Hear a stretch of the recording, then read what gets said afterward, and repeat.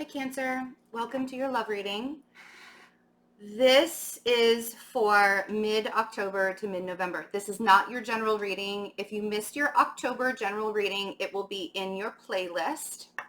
So go check that out. The November readings are going to start coming out later this week. In a couple of days, I'll start doing the November readings. This is your love reading, and there is an extended.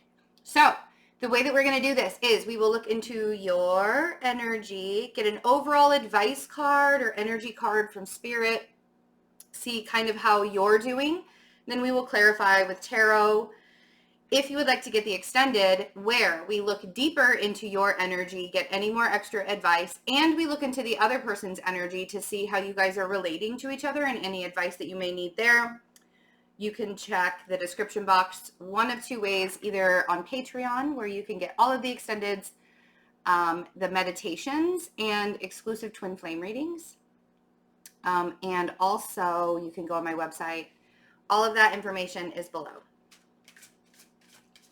Thanks for listening to my spiel. All right, Cancer. There it is. I knew if I breathed out,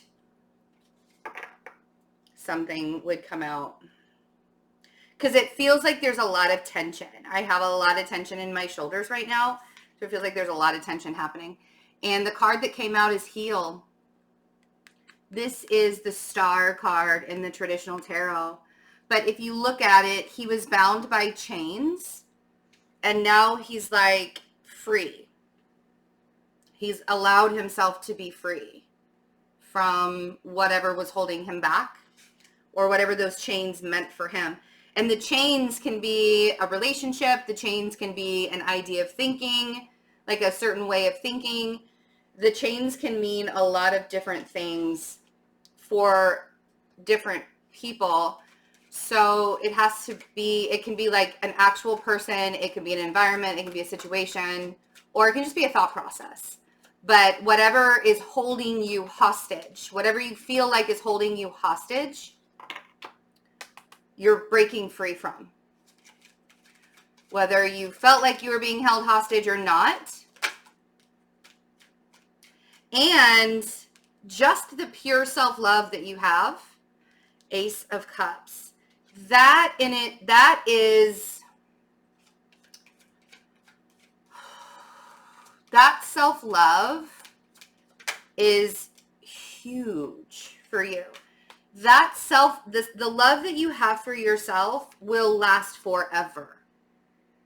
And you find that love by breaking free from whatever you felt you were a hostage of, right? But that 10 of Cups is the long-term abundance and happiness.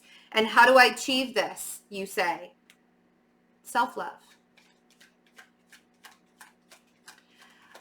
This could be, it could be that you're healing a relationship as well, but I feel like it's starting with you. I don't feel like it's something that, I feel like you chose a new direction to go in. You chose a new path to take, and it's like the right choice. Like the choices that you are making right now to make your life easier, that Six of Swords, you're now moving in a direction to make your life easier, and that's what you're supposed to be doing. So we have the Six of Swords and the Chariot. And the Chariot represents you. You are the creator now. You are making the decisions on what direction to go in and where you're headed and how that looks. And the peanut gallery can join you all they want, but it's almost as if their opinions, I said that and the Three of Cups came out. The peanut gallery, people that you love and adore and really trust, right? They can be the peanut gallery sometimes, but you're ignoring it and you are manifesting from a new place. So you could be dealing with a Virgo or a Gemini, since we have the Magician here. But that Three of Cups, so I don't typically go straight to a third party situation when it comes to the Three of Cups. It very well could be, but I feel like with the cards that are surrounding it here, I feel like this is more of coming together with your soul tribe, celebrating, allowing yourself to feel really good, enjoying life with the people who love you the most and the people that you can trust, right? But you don't have to hear that. I mean, like if they have opinions about the path that you're supposed to be going on and where you're supposed to be headed, you're like, and you're doing it in a very loving way. I really appreciate where you're coming from, but I already know deep within myself, I have a very good inner knowing of where I'm supposed to be going and what I'm supposed to be doing. And although I really appreciate your concern, I'm going to go this direction instead, respectively, right?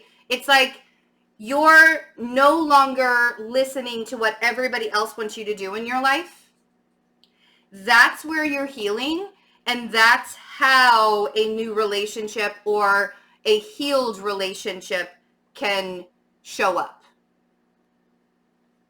Because even if you're currently in a relationship and you're discovering all of this amazing new stuff about yourself and how you can manifest your best life and all of those things, right?